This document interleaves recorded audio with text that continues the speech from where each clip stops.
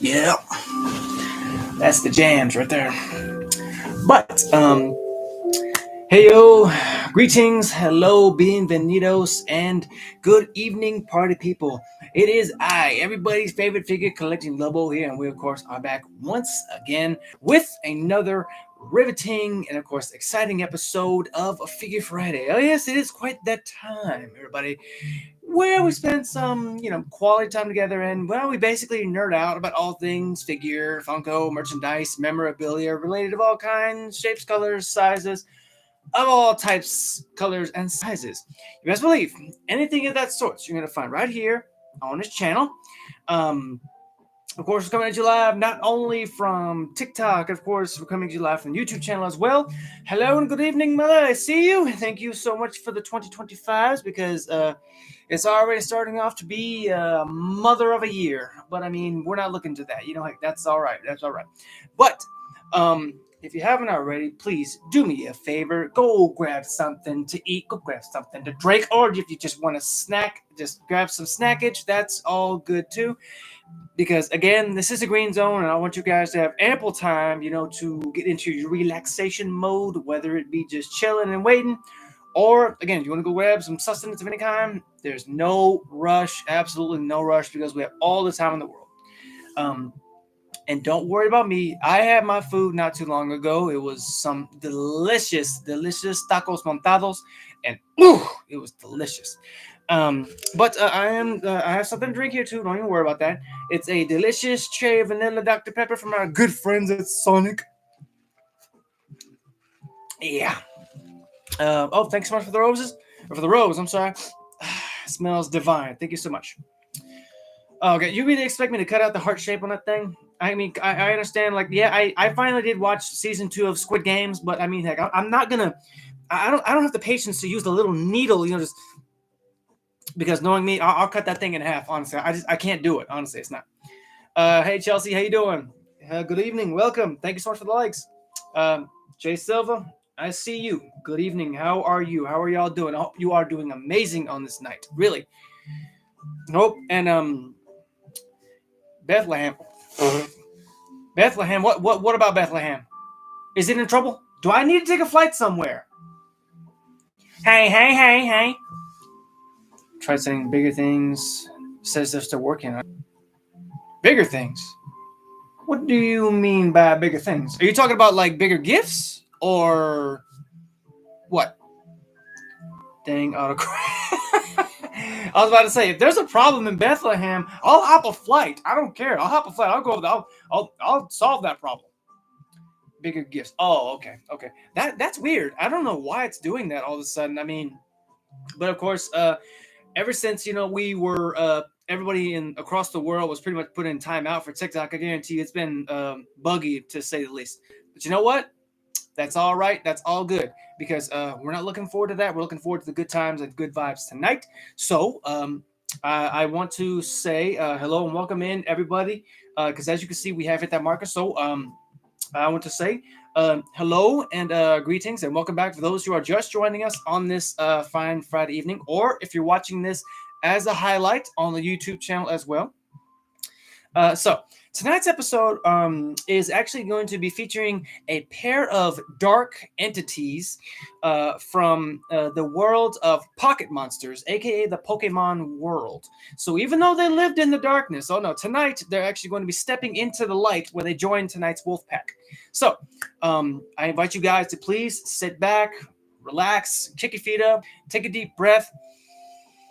And just chill and mellow out with your boy, because as you know, it's just you, me, and the merchandise of tonight. And of course, we're chilling with my man Pikachu this evening as well. He's in absolute chill mode, so please go ahead and help yourselves. Now, first up, we'll be introducing our first dark. I put emphasis on dark because our first darker guest of the evening, who, I mean, I'm not gonna lie, when I read up on his history, he did have somewhat of a bad debut, but ultimately he ended up making the right choice and he became a force of light and good. So please, ladies and gents, help me welcome our first guest of the evening and a big wolf pack welcome to Little Zorua. Yes, yeah, you heard me right, folks. That's right, folks. The Dark 5th Generation Pokemon has revealed itself. Okay, let me just get it out of there. Lovely, lovely. So that way y'all can see it. There it is. The little Zorua. I'll show you guys here on the tube. And as you can see, this is the standard 5th generation of him. There is another version of him where his skin pigmentation or fur pigmentation is actually a lot lighter, but that's best served for another time. But we will get into that. Don't worry about that because thankfully, thanks to our Pokedex, it's somewhere.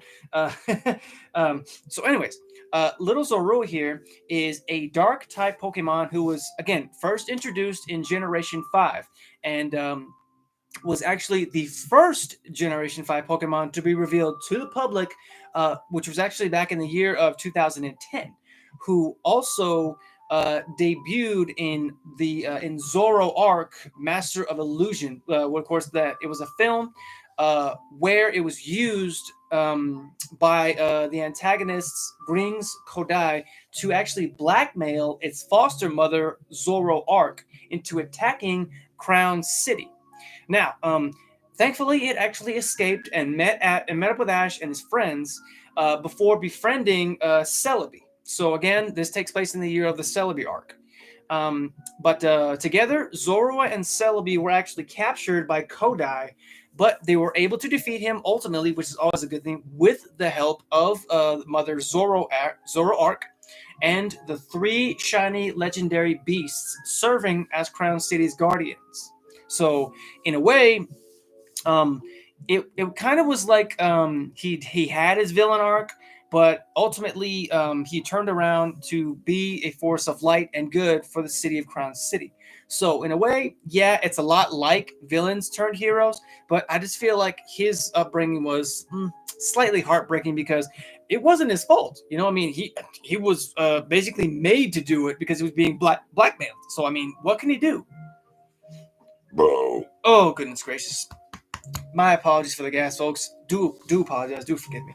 Now, I did find out some pretty interesting facts about Little Z here. I'm just gonna call him Little Z, honestly, because I feel like saying the name Zorua is gonna just throw my mind for a loop, honestly. But for example, did you guys know um, that altogether Zoroark, and what's known as their Hisuian forms were actually designed by Atsuko Nishida, who is actually a graphic artist who was involved with several aspects of the Pokemon franchise ever since it first began. So honestly, I thought that was a pretty cool fun fact. And another fun fact is that no other Pokemon has the same like type combination as the Hisuian Zorua and its evolution. I'm trying to pronounce. I hope I am pronouncing that name right. It's Hisuian. Hisuian or Husuian, something like that. I do apologize if I'm butchering it, folks. Please forgive me. Now, another interesting fact, well, I thought that was probably the most interesting fact, is that he actually appears to be based off of what's known as a kitsune. Now, basically, what that is a mythical fox creature that is capable of shapeshifting, both into humans and even sometimes other creatures if it has the power and the abilities, or like the genetic makeup, if you will, to do said job, which I thought that's awesome because one of the most, I mean, because I feel like those mythical creatures, they need to be studied, be very thoroughly and basically brought to light. But who's to say that they even exist? I mean, people say kitsunes are real, but then again, I mean, I'm a believer in a lot of things. Do I believe kitsunes exist? Of course. I mean, just like I believe, mermaids exist. I believe that aliens exist. I mean, geez, there's a lot of things that I believe that exist out there, But that's best served another time. Okay, let me grab a swig here.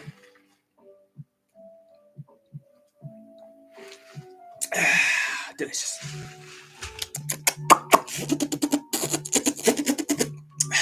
Yeah. You guys good? I want to make sure you're good before we continue. Make sure you guys smash that like button like Old Grateful Heart here. She's doing amazing and I love her. Smash that share button too.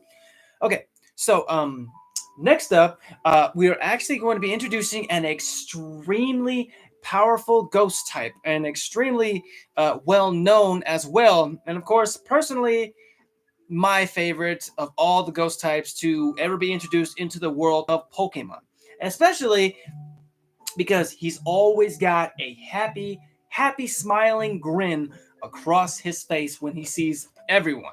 So please, ladies and gents, give me one more big wolf pack welcome to Mr. Gengar. Yes, that's right, folks. The Generation 1 best ghost type has appeared before us. And luckily, he's in a very happy mood once again, and has allowed me to share in its fun times, as well as telling me some jokes. Shoo! Oh my goodness. And he looks amazing. Check him out. Look at that. Again, amazing detail in this guy. And again, there's that same grin. He's very, very happy to be here, and I'm happy to have him as part of my pack, simply because I have been chasing down a Gengar Funko for so long. Now, the only difference is that this one is his ectoplasma form, which makes it a little bit more unique than the other Gengar Funkos that I've seen before. And he already stands up, so I don't need to stand. That's even better, really. That's even better. I mean, in my opinion, I think that's just better. But Gengar's story, it goes a little something like this. Gengar here is a dual type between Ghost and Poison. He is introduced in Generation 1, evolving from the Pokemon known as Haunter, when either traded or exposed to what's known as a linking cord. Now, it is the final form of Ghastly, because Ghastly is the first form. But he actually first appeared in the Pokemon Red and Blue gaming franchise, And oh my god, I love these stickers right here. Those look so freaking cool. Yes, these 3 stickers here, they are my cosplays. Yeah, that's me as Miles Morales, the Green Ranger, and the White Ranger. And I mean, honestly, the guy who made those for me, I'm ever grateful to him. He's so awesome. Okay, but Gengar can actually be obtained in the games by evolving the Pokemon Ghastly into the Pokemon Haunter, and Haunter must be traded with another player in order to evolve it. Seems complicated, yes, because, I mean, Haunter is an extremely Pokemon, like, hard to come by sometimes, because he's only, like, native to certain areas in the map of the world.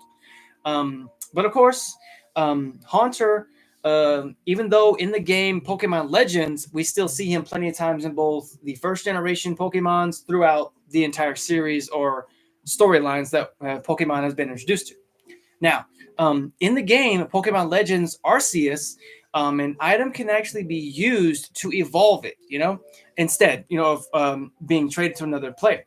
And of course, Gengar actually has appeared in several sequels, however, including Pokemon X and Pokemon Y, where it actually gains a battle transformation known as the Mega Form. Now, when we fast forward a little bit more to the world of Pokemon Sword and Shield, he actually gains another battle transformation called the Gigantamax form. Now, I've seen most of the other Gigantamax forms of other Pokemon. I've seen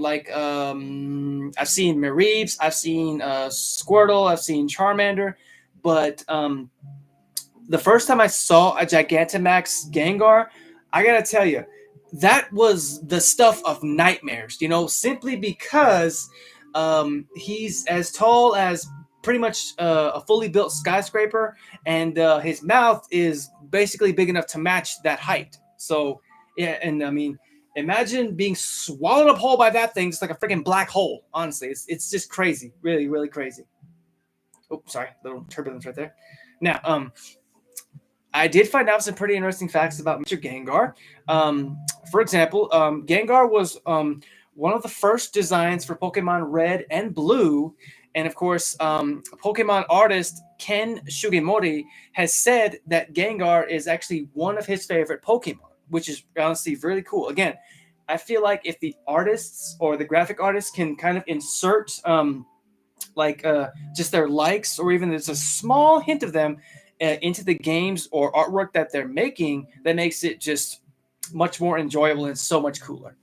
And I see you, Desiree. I see you lurking in the comments right there. I see you. Don't think I don't see you. But oh yeah.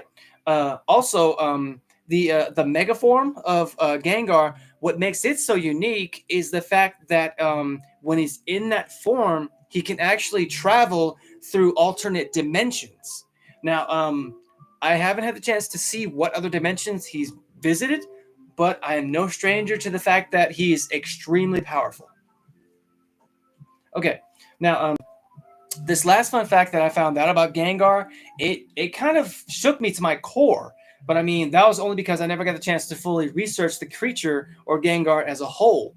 Because this last fun fact, it blew my mind. So, did you guys know? I hope you're ready for this. But Gengar here, he was actually human once. Yeah, I kid you not. This ghostly grinning Gengar here was actually human. But I mean, that actually falls under a lot of Pokemon, mostly but I mean not all Pokemon, mostly because most Pokemon are generally the ghost types. And again, they were once human, and Gengar is on that list because it tries to take lives, but not out of malice or anything like that, but because it wants to ease its loneliness with a sort of ghostly traveling companion. So if at times when like if it may seem like he's doing it out of spite or out of malice, he's not. He's simply looking, for traveling companions or people to share the rest of eternity with, which in the beginning when I saw him was in the original Pokemon, and I didn't really understand it because yeah, it's true, I saw him hanging out with Ghastly and Haunter, but when I read up about it, how he was human once, it actually clicked. It made me realize, like, oh, so that's why he was hanging out with Ghastly and Haunter, because he had found a pair of ghostly companions to basically share eternity with. Now, do I believe that Haunter and Ghastly were once humans? Yeah, I mean, it's a stretch, but I mean, Gengar was once human, so why not? Why can't Haunter and Ghastly be human too? I feel like it would be a great addition to him. I mean, to the ghostly crew. I think that was really cool, honestly. Oh, goodness gracious. I see you, Jay. I see you. It's a wild wolf. Where? Oh, you mean me? Oh, okay. I see you. I see you, but damn it. I don't have my glasses, man. I hope that's okay. I'm sorry. Okay. Now, before we get up out of here, folks, being that this is a special Pokemon episode, I thought that we could actually include somewhat of a special ending, if you will. And the only reason I say that is because we are actually going to be doing our first card opening episode. And the only reason I say that is because I actually have procured 3 packs here, so I figured I could actually share them with you guys right here. Now, this one, would you believe me or not, that I got it for free from our local GameStop, which I'm so thankful to them. But these 2 right here, I'm not going to lie, I did take it upon myself to venture to our local McDonald's, and I kind of procured these 2. So, you know what? I couldn't help it. I had to. Really had to. So, judge me all you want. I don't care. I'm just a big kid at heart, really. So why don't we go ahead and get them open, because I have not opened these, and even I don't know what's in them. Ooh, check that out. It's a hollow Pikachu. Let's go. What's next? Oh, we got an Umbreon. Look at that. Oh my god, look at. All right, what's next? Oh, we got a Jigglypuff. Yes, a lovely Jigglypuff. Some comments in like, for filtered. Why y'all gotta be filtering comments? Don't do that. Be better. And a Quagsire. Woo! Check that out. I ain't gonna lie though. I love the fact that the first Pokemon we got was a hollow. Ew! Look at that. That's awesome. Okie dokie. Now, why don't we go ahead and do this one? Dun, dun, dun, dun, dun. Ooh, hello. We got another hollow. It's I'm sorry if I say this wrong. Honestly, it's Hydreigon. Hydreigon. Ew. And again, hello. Yeah, boy. I love Umbreon and Leafeon. Honestly, out of the whole evolution lineup, Umbreon and Espeon are definitely my favorites. Honestly. All right, who else do we got? Oh, we got another Umbreon. Let's go. Dual packing it. Let's go. All right, and we got another Jigglypuff. All right, another Jigglypuff. Awesome, awesome. And we have Hatena. Is that what that says? Hatena? Check that out. That's so cool. That is really cool, honestly. And thankfully, I did procure also like a binder, if you will, like a card binder. And the fact that now I can add these cards to the pack, it looks so freaking cool, honestly. All right. Now we're gonna go ahead and open this one. It's the Paldea Evolved Edition, and again, I haven't opened this yet, so I don't know what to expect. Okay.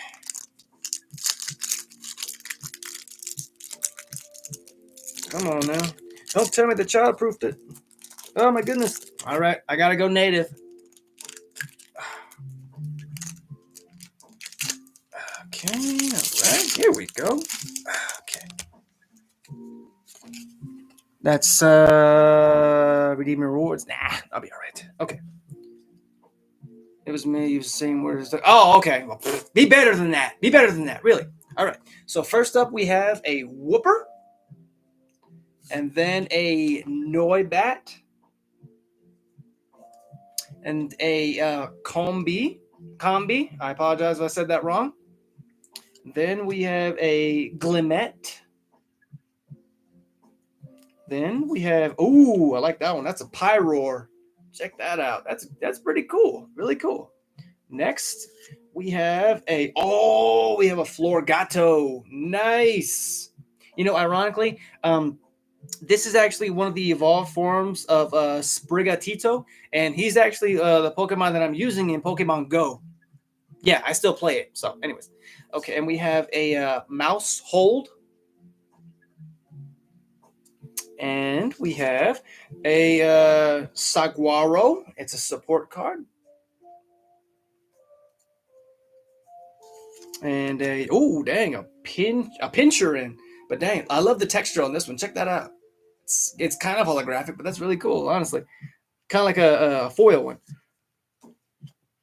A Squawkabilly. Oh dang, that's a very interesting name. But I love the holographic on it. Oh, look at that. Gee, looks awesome. And finally, we have a basic energy card. Oh, that was a lovely pull. That was a lovely batch of pulls right there. And every single one of those bad boys are definitely going to go in the binder before this night is over. Please fix the gift problem. Oh, I'm so sure that they're working on it, really. I mean, I don't know if they are. The fact that, I mean, they say that they're going to fix the whole gift problem, but I really don't know.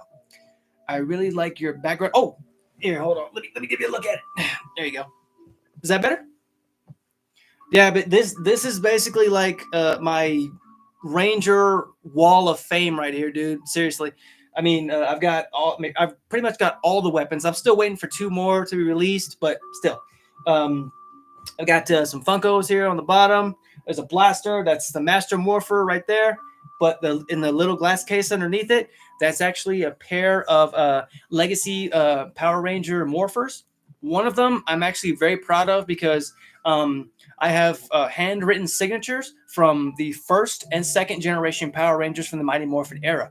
And yes, that does include Jason David Frank. I was so honored to get to meet him before he passed away. You know, rest in peace, Jason David Frank.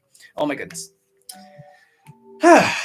But anyways, folks, I'm gonna go ahead and get up out of here. Don't be afraid to smash that like button, smash that share button, smash that follow button as well. Big fan, so it looks hella sick. I appreciate you so much, Mike. You're awesome, man. Appreciate you for coming. I will be shooting over to my Twitch to do some gameplay.